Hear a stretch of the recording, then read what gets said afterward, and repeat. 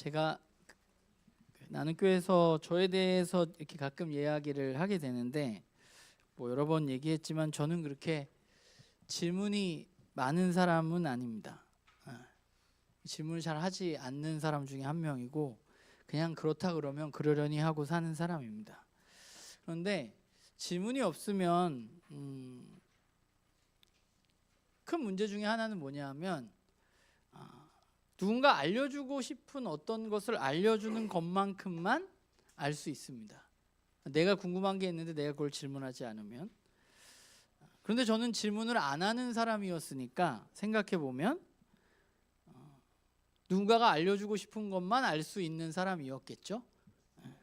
그런데 나는 교회를 개척하고 나는 교회의 거의 첫 번째 성도라고 하는 3명이 있습니다.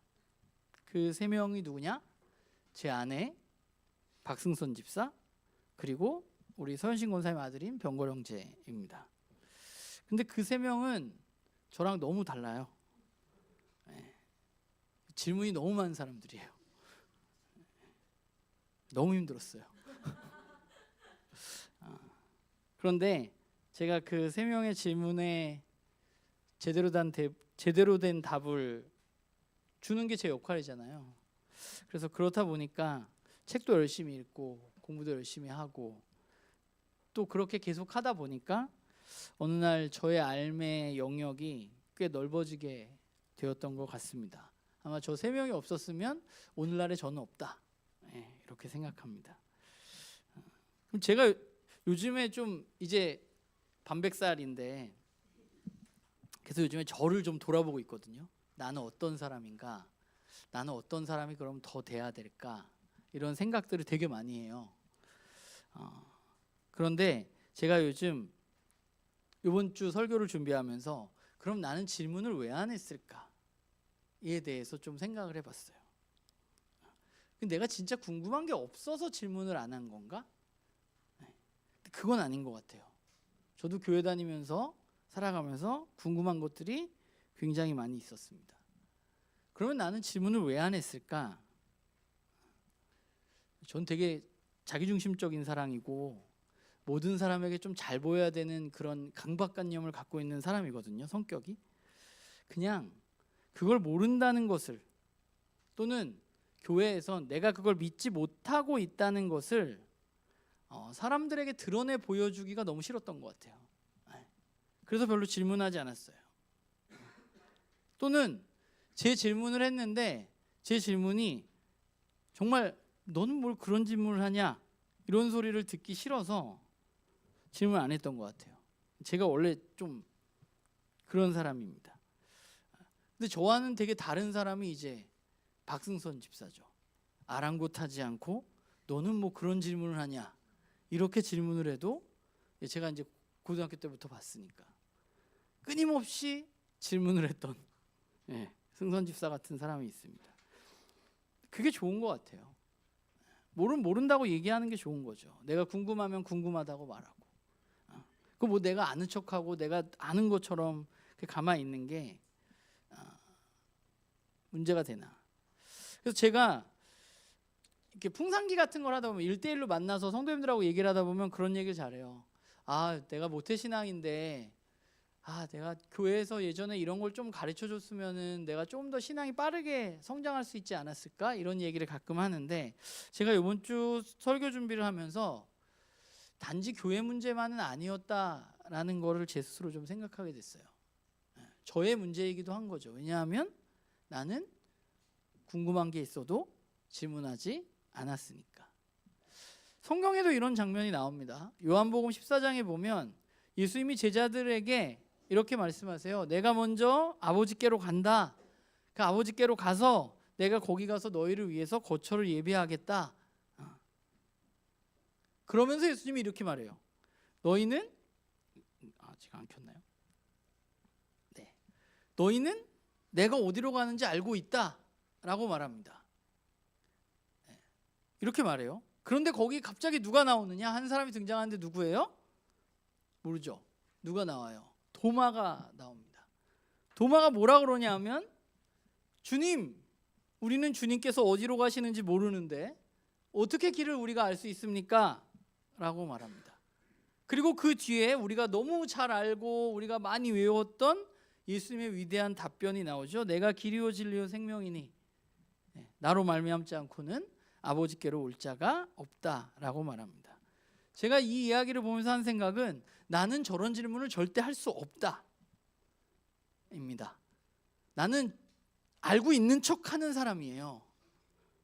내가 어디로 가는지 너희들 알잖아 이러면 모르지만 그렇지 그냥 가만히 있어야지 괜히 여기서 나섰다가.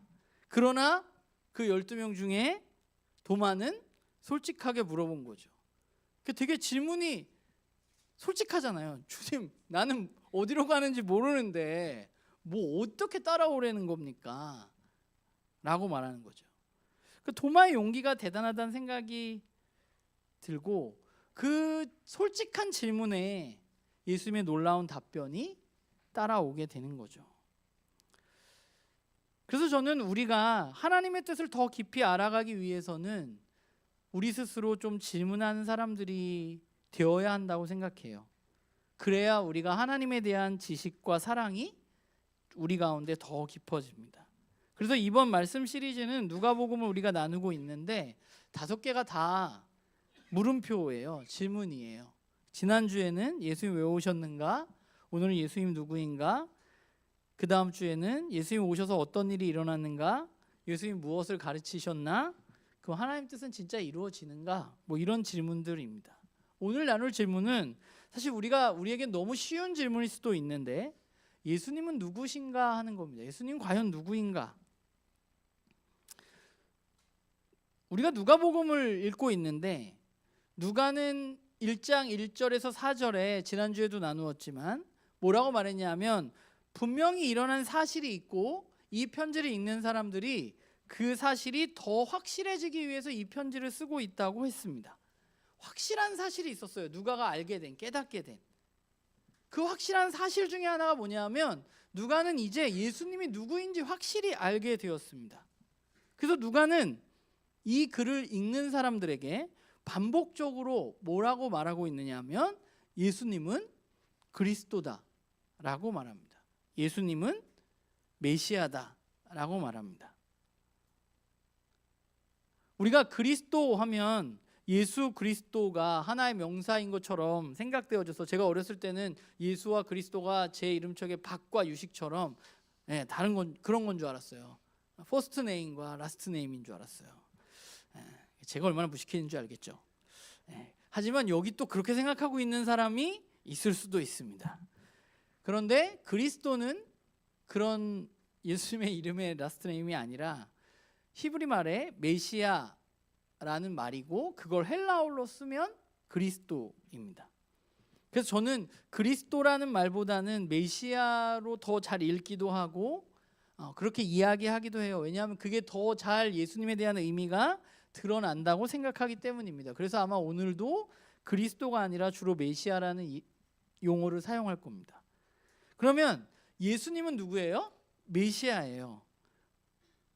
그러면 그리스도 즉 메시아가 도대체 뭐길래 누가는 예수님은 메시아야 하는 사실을 그토록 강조하면서 이야기하고 있는 것일까?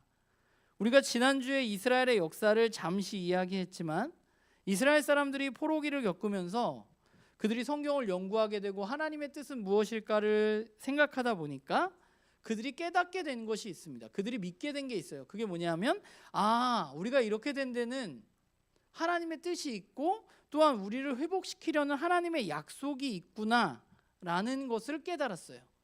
그러면 이스라엘 사람들이 성경을 보면서 하나님의 약속을 깨달았는데 그 하나님의 약속은 무엇인가 하면 하나님이 기름 부으신 메시아라는 인물이 다윗의 자손 가운데 이 땅에 태어나서 이 세상을 바로잡고 영원한 나라를, 영원한 왕국을 세울 것이라는 약속을 하나님이 하셨다는 사실을 깨달았어요.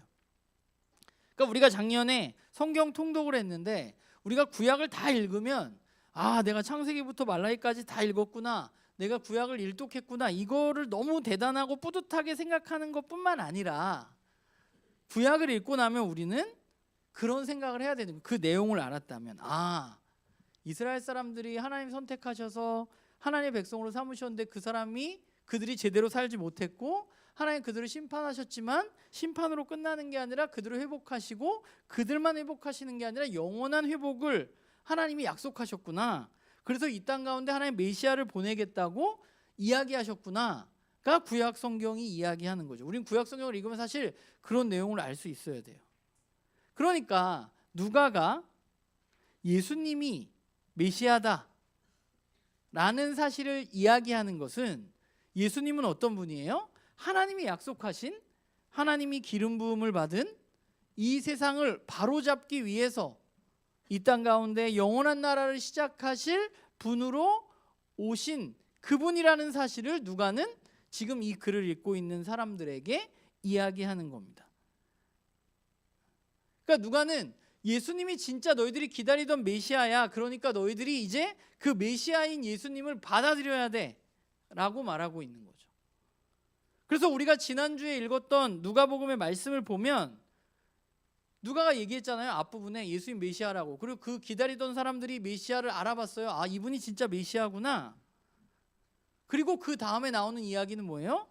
사람들을 예수님 만나는 가운데 어떤 사람은 예수님이 메시아라는 사실을 받아들인 사람들이 있고 또 어떤 사람들은 받아들이지 못한 사람들이 있는 거죠. 그래서 강조되는 게 뭐냐 하면 믿음이에요. 무슨 믿음이냐? 예수님이 메시아라는 사실을 받아들이는 믿음이 강조되는 겁니다. 누가복음 전체를 살펴보면 누가복음 이렇게 크게 네 부분으로 나눌 수 있거든요.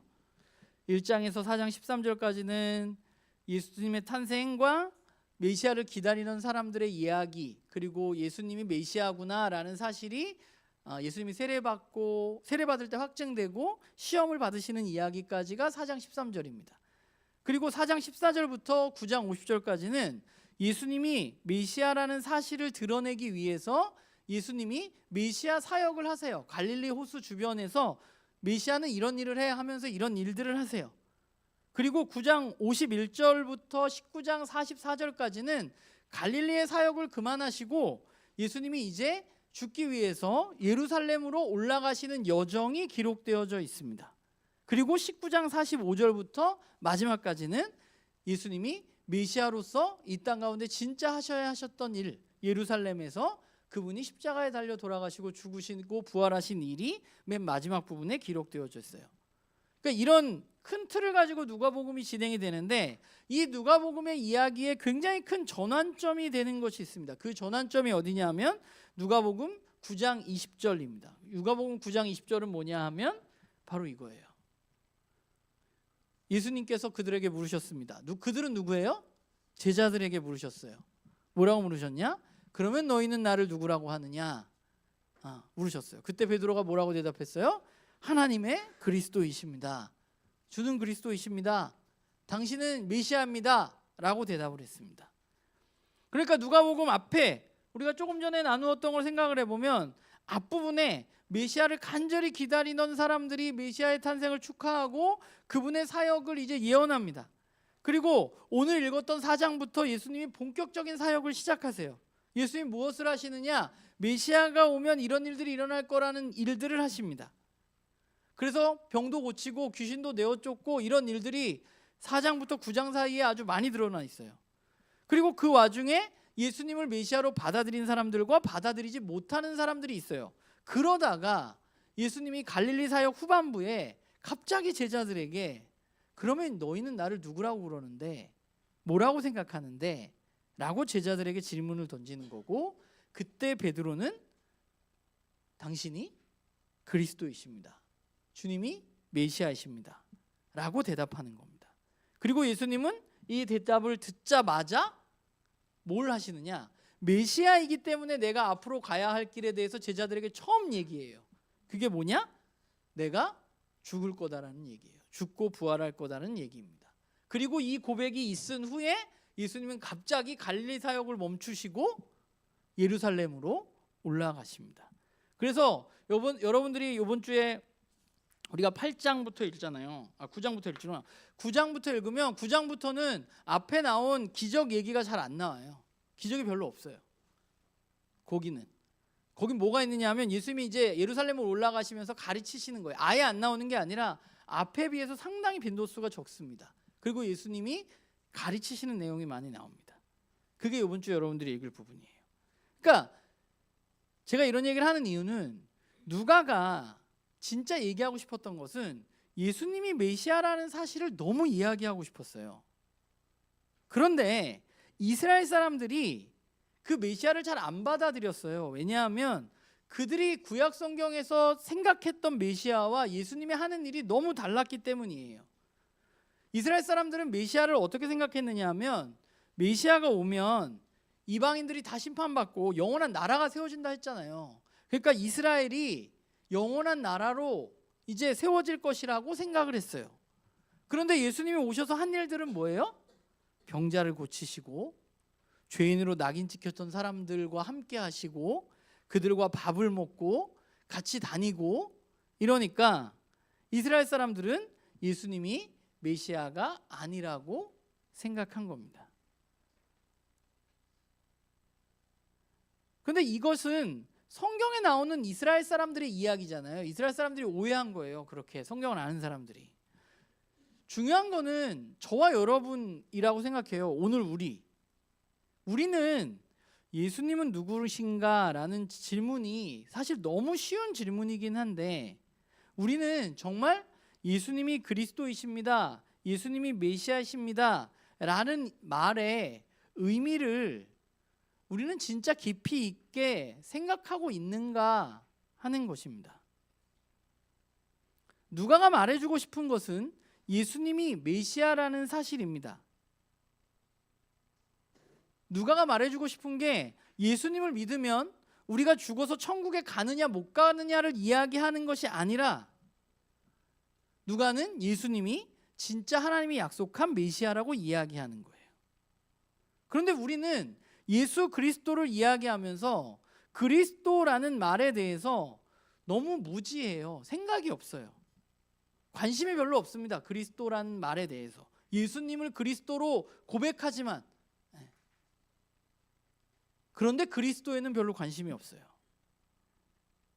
우리는 예수님을 믿는다고 말하지만 예수님이 진짜 누구인지에 대해서 그렇게 관심이 없었는지도 몰라요. 우리에게 진짜 중요한 것은 그냥 기적을 일으키는 예수님이었을지도 몰라요. 이 세상에 잘 안 일어나는 일이 나에게 일어나기를 바라는 그런 일을 하시는 분이구나 라는 것을 우리가 바랬는지도 모릅니다. 우리에게 중요한 것이 어쩌면 예수님이 누구인지가 아니라 우리가 예수님을 믿고 내가 천국에 갈 수 있느냐 없느냐가 우리에겐 중요했는지 몰라요. 그래서 우리는 예수님을 믿는다고 말하지만 오늘 어떻게 사는 거에는 별로 중요하지가 않아요. 우리에게 중요한 것은 내가 예수님을 믿고 천국에 갈 수 있느냐 없느냐, 내가 이 세상에서 잘 살 수 있느냐 없느냐이기 때문에 그렇습니다. 우리가 해야 할 일은 예수님이 누구인지 올바로 아는 것입니다. 그냥 그분이 내 삶에 오셔서 어떤 기적을 일으키는 분이 아니라 그저 죽은 후에 천국에 갈 수 있게 해주는 분이 아니라 오늘 이 세상을 살아가면서 나의 삶을 변화시키고 이 세상을 회복시키기를 원하시는 그 하나님의 뜻을 따라서 온 메시아라는 사실, 그 사실에 우리가 진짜 관심이 있느냐 하는 것입니다. 우리가 관심을 가져야 될 거는 그거죠. 예수님이 진짜 메시아라는 사실, 그분이 이 땅에서 하나님이 다스림을 우리에게 보여주셨다는 사실, 이 세상이 예수님을 통해서 이제 깨어진 이 세상이 뭔가 회복되어질 수 있다는 사실, 그리고 나중에 영원한 나라가 올 것이라는 사실을 우리는 그분을 보면서 받아들이는 겁니다. 그러면 예수님은 어떠셨느냐? 예수님도 자신이 메시아라는 사실을 분명히 알고 있었습니다. 오늘 우리가 읽은 본문은 예수님이 이제 사역을 시작하시면서 하신 첫 번째 설교입니다. 오늘 말씀해 보면 늘 그랬던 듯이 예수님은 회당에 들어가셨어요. 그래서 누가 성경에 두루마기를 갖다 줬어요. 그리고 예수님이 그 두루마기를 펴서 이사야 61장 1절과 2절 말씀을 읽으셨습니다. 이사야 61장 1절 2절 말씀은 어떤 말씀인가 하면 하나님이 약속하신 메시아가 오면 이런 일들이 일어날 거야 라고 말씀하신 하나님의 약속입니다. 그런데 예수님은 그 말씀을 다 읽으시고 난 후에, 오늘 18절 19절의 말씀을 다 읽고 난 후에 사람들이 이제 예수님을 다 집중하기 시작했어요. 예수님 뭐라고 말하나, 이제 뭐라고 설교를 하나. 말씀을 읽었으니까 설교를 할 거 아니에요, 강론을. 그런데 예수님이 뭐라고 말씀하셨어요? 21절에 이 성경 말씀이 너희가 듣는 가운데 오늘 이루어졌다라고 말씀하셨어요. 이 이야기는 뭐예요? 메시아를 통해서 일어날 일들을 막 읽으신 후에 지금 내가 이 말씀 읽었는데 오늘 이 자리에 있는 사람들에게 그 일이 이루어졌습니다 라는 말을 하신 거예요. 그 말은 뭐냐면 내가 그 메시아다라는 거예요. 내가 하나님의 영을 받은, 기름 부음을 받은 그 메시아다라고 말씀하신 겁니다. 그래서 메시아이신 예수님께서 이 땅에 오셨기 때문에 이 땅 가운데는 하나님이 다스리시는 그 나라가 시작이 된 것이죠. 그래서 오늘 말씀은 사실 마가복음 1장 15절 때가 찼고 하나님 나라가 가까이 왔다는 말씀과 결국 같은 말씀입니다. 때가 돼서 예수님이 회당에 가셔서 말씀을 읽으시고 이제 이 땅 가운데 하나님의 다스림이 시작됐다고 성경을 빌어서 말씀하신 겁니다. 그러면 예수님이 메시아라는 사실을 알고 있으셨는데 메시아이신 예수님이 이 땅 가운데 오시면 어떤 일이 일어나는가? 오늘 18절 19절의 일들이 일어나요. 가난한 사람들에게 기쁜 소식을 전하게 하셨다. 포로된 사람들에게 해방을 선포하고 눈먼 사람들에게 눈뜸을 선포하고 억눌린 사람들을 풀어주고 주님의 은혜의 해를 선포했다라고 말합니다. 예수님이 이 땅 가운데 오셔서 하신 일들이 뭐예요? 가난한 자에게 기쁜 소식, 복음을 전하는 것입니다. 그런데 제가 이 얘기를 여러분들이 좀 지루해할까 봐 할까 말까 고민하다가 이사야 61장 1절 2절과 예수님이 읽으신 18절 19절을 이제 이사야 말씀 읽은 거잖아요. 근데 예수님이 약간 각색해서 읽으셨거든요. 똑같이 읽은 게 아니에요. 위에가 이사야 61장 1절 2절, 밑에가 예수님이 읽으신 누가복음 4장 18절 19절입니다. 그러니까 예수님은 그냥 읽은 게 아니라 예수님이 이 말씀을 재해석하셨는데 그래서 조금 변경된 부분도 있고 빠진 부분도 있습니다. 더하기도 하시고. 그런데 그 중요한 부분 하나가 나오는데 이사야 61장 2절을 보면 메시아가 왔을 때, 주님의 영이 임했을 때 은혜의 해가 선포되어지고 또 하나 하나님의 보복의 날이 선포되어진다고 말해요. 그런데 예수님은 뭐라고 말해요? 뭘 빼놓으셨어요? 보복의 날을 안 읽으셨어요. 은혜의 해가 선포된다고 말씀하셨습니다. 이거는 예수님이 폈던 두루마기에 이 말이 없었던 게 아니라, 또는 예수님이 이걸 몰라서 안 읽은 게 아니라 예수님이 의도적으로 이 보복의 날을 안 읽었다고 보는 게 많습니다. 왜냐하면 원래 이스라엘 사람들은 메시아가 오면 뭐가 임할 거라고 생각을 했냐면 하나님의 심판이 은혜와 함께 임할 것이라고 생각했어요. 하나님의 은혜가 임한 것과 은혜의 해와 보복의 날이 동시에 일어나는 거예요. 그러니까 이 세상 끝나는 거예요. 메시아가 이 땅 가운데 오면. 그걸 누가 생각했느냐? 세례 요한이 생각한 겁니다. 그래서 세례 요한이 물어본 거예요. 예수님 메시아인 건 맞는데 보복의 날이 안 이루어진 것 같아서, 못된 사람들이 심판을 안 받아서, 그래서 요한이 물어본 거거든요. 사람들은 다 그렇게 생각했어요. 그런데 예수님이 선포하신 하나님의 나라는 뭐냐 하면 예수님은 은혜의 해가 이 땅 가운데 왔다고 이야기하셨어요. 하나님이 은혜의 해와 보복의 날이 있을 거라고 말했는데 예수님은 그걸 어떻게 말씀하셨냐면 은혜의 날이 오늘 예수님을 통해서 이 땅 가운데 온 거예요. 그리고 보복의 날은 어떻게 됐어요? 뒤로 미뤄졌어요. 그건 주님이 다시 오실 때 그 보복의 날이 있을 겁니다. 그래서 은혜의 해를 예수님은 시작하셨습니다. 이 은혜의 해가 하나님 나라랑 같은 거죠. 그 시대의 특징은 뭐예요? 은혜의 해의 특징은 뭐냐면 가난한 사람들에게 복음이 증거되는 겁니다. 여기서 가난한 사람들은 그냥 경제적으로 가난한 사람들을 이야기하는 것만은 아닐 거예요. 당시에 소외받았던 장애 때문에 또는 성별 때문에 나이 때문에 공동체에서 배제된 그 사람들을 이야기하는 걸 겁니다. 우리가 지난주에 읽었던 4장에서 8장 말씀을 잘 보면 거기에 나오는 사람들의 대부분은 누구예요? 치유받고 예수님을 메시아로 받아들인 사람들은 누구예요? 아픈 사람들, 귀신 들린 사람들, 나병 환자, 여자, 이런 사람들입니다. 원래 그런 사람들은 공동체 내에 함께 있지를 못해요. 왜냐하면 율법에 그 사람들은 부정한 거니까. 나병 환자가 이렇게 와서 예수님께 나올 수도 없어요. 왜냐하면 그 사람은 멀리 떨어져서 살아야 되니까. 그런데 예수님이 이 땅 가운데 오셔서 하신 일은 뭐예요? 그런 사람들에게도 하나님의 은혜가 선포되어지는 것입니다. 내가 어떤 장애를 가지고 있기 때문에, 내가 어떤 특별한 성별이기 때문에, 또는 내가 나이가 어리기 때문에, 사회적인 지위가 낮기 때문에 세상은 그러면 그 사람을 배척하고 배제하지만 하나님이 말씀하시는 은혜의 나라는 그런 사람들을 배척하지 않습니다. 그런 사람들과 함께하는 나라고 그 사람들에게도 동일하게 은혜가 부어지는 것입니다.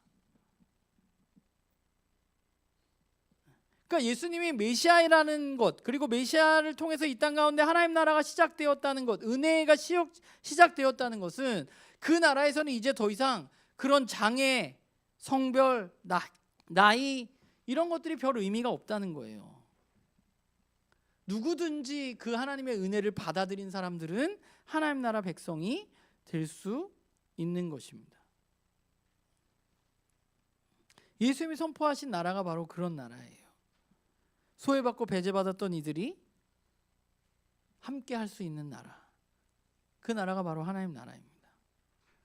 그러면 예수님에 의해서 그 나라가 이 땅 가운데 시작되었는데, 그러면 우리는 어떠한가? 오늘 우리는 어떤 사람들인가? 우리는 그리스도인이라고 불리우는 사람들입니다. 그리스도인은 어떤 사람들이냐? 그리스도인은 일요일에 예배당에 모여서 예배드리는 사람이 그리스도인은 아닐 겁니다. 그리스도인은 어떤 사람들이냐?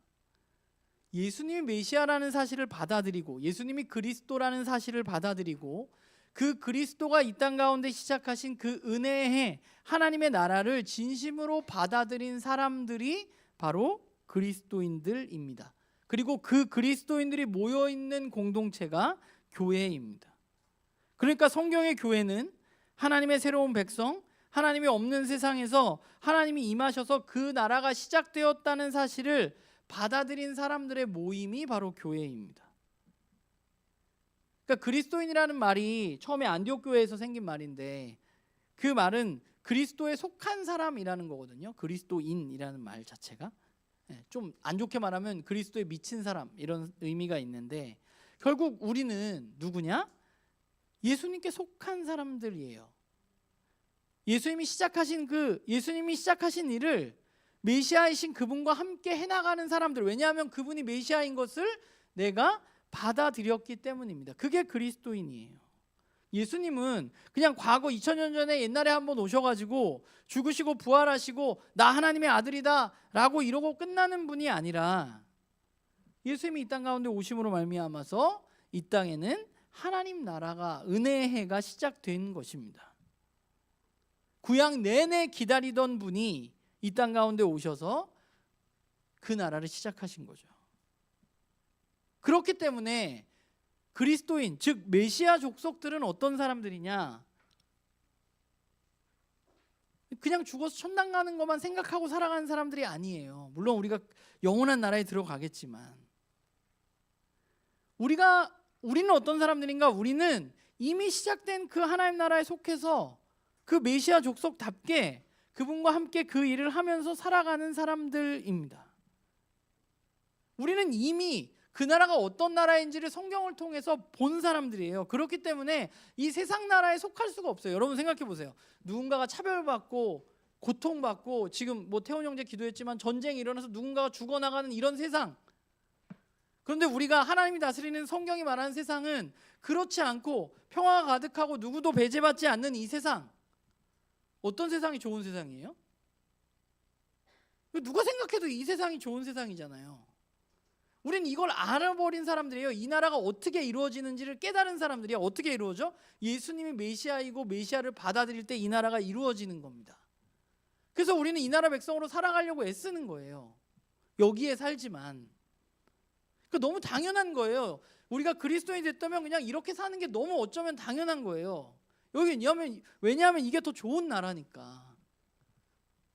근데 우리는 자꾸 여기서 차별과 배제가 있는 곳에서 어떻게 하면 나는 차별을 안 받을까만 고민하면서 살아가는 경우가 너무 많아요. 어떻게 하면 내가 더 높이 올라가서 무시 안 당할까. 그러니까 우리는 그러니까 존재론적으로 그런 사람들이 아니라 이 나라의 삶을 살아가는 사람들입니다. 예수님의 가르침의 핵심은 어떤 누구도 배제되거나 소외되지 않고 어느 누구도 예수님이 메시아인 것을 받아들인다면 이 나라 백성으로, 하나님 나라 백성으로 살 수 있게 된다는 것이고, 예수님 안에서 그 일이 가능하다고 말씀하신 거예요. 그러니까 생각해 보면 저와 여러분이 그리스도인이라는 이름으로 불린다는 것은 어쩌면 너무나 우리에게 가슴 떨리는 일이고 가슴 벅찬 일이에요. 최근에 지난주에 통계가 나왔거든요. 세상 사람들은 그리스도인을 얼마나 신뢰하는가, 얼마나 믿는가. 19%예요. 81%는 저와 여러분을 못 믿어요. 우린 이런 그리스도인들인데 우리를 못 믿어요. 이유는 우리가 이 나라 백성으로 살질 않고 여기서 세상 사람들을 위해서 어떻게든 아둥바둥 살려고 애쓰기 때문에 그러는 거예요. 우리도 똑같으니까. 그리스도인이라는 것은 예수님이 시작하신 새로운 나라, 그 은혜를 진심으로 받아들이고 그 나라에 속하기로 결심한 사람들입니다. 그게 저와 여러분들이죠. 우리는 그냥 단순히 천국행 티켓을 손에 쥐고 안도하면서 살아가는 사람들이 아니에요. 예수님이 오늘 회당에서 선언하셨던 그 은혜와 자유의 사역을 오늘 저와 여러분은 우리의 가정과 우리의 직장과 내가 속해 있는 공동체 이 세상 속에서 계속해서 이루어가도록 부름받은 메시아 족속들입니다. 그래서 우리는 스스로 물어야 하는 거죠. 우리가 질문해야 될 게 있어요. 살면서 계속해서 되뇌어야 될 거. 내 삶의 진짜 주인은 누구인가? 난 정말 예수님을 내 삶의 메시아로, 주인으로 받아들이고 살아가고 있는가? 그리고 두 번째는 내가 그분이 시작한 그 하나님 나라를, 그 다스림 안에 내가 계속해서 머물고 있는가? 나는 이 나라의 백성으로 이 나라가 너무 좋아서 여기에 머물면서 이 나라의 삶의 방식으로 살아가고 있는가? 그리고 마지막 세 번째는 그렇다면 나는 나 혼자만 은혜를 누리고 있는가? 아니면 이 나라를 제자들처럼, 예수님처럼 이 땅 가운데 다른 이들에게 드러내면서 나의 삶과 말로 계승하면서 살아가고 있는가 하는 것입니다. 우리는 이것을 질문하면서 살아야 돼요.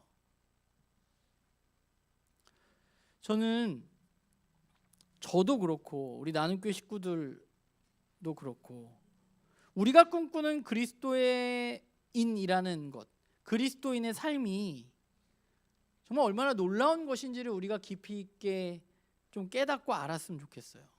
그 그리스도인이라는 이름에 주는 무게가 우리들에게 더 커지고 그 영광이 우리들에게 더 커지고 깊어지기를 소망합니다.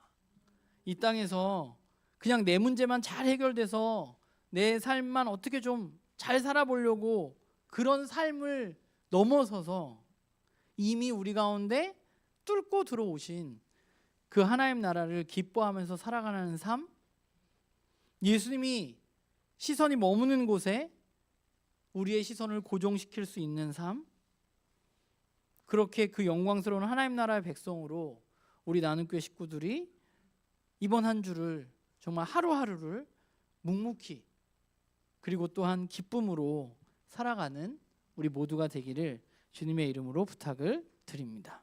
기도하겠습니다.